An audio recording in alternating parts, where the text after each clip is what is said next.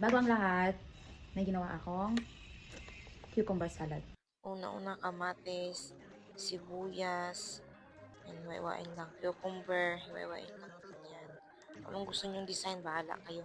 Ganyan lang yung akin. Ang ating century, spicy yan guys ha. Yan, salain nyo patulog.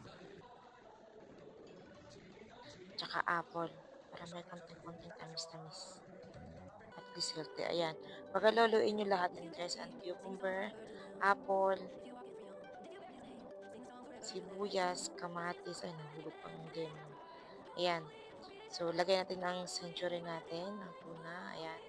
Pepper, salt, and yung ating mayonnaise. Yan.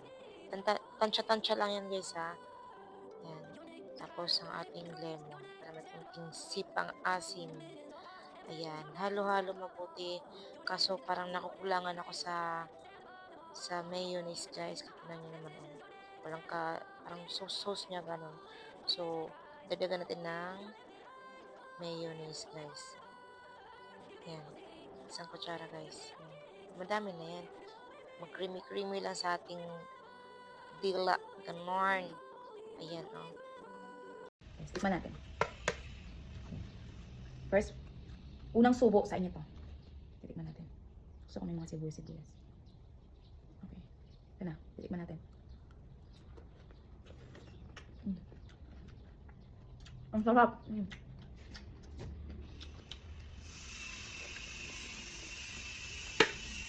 Sarap. Sabi ko, unang subo sa inyo. Dalawang subo na ako.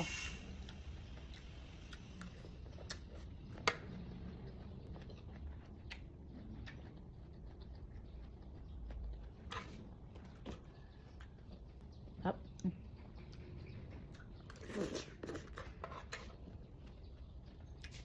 Abas.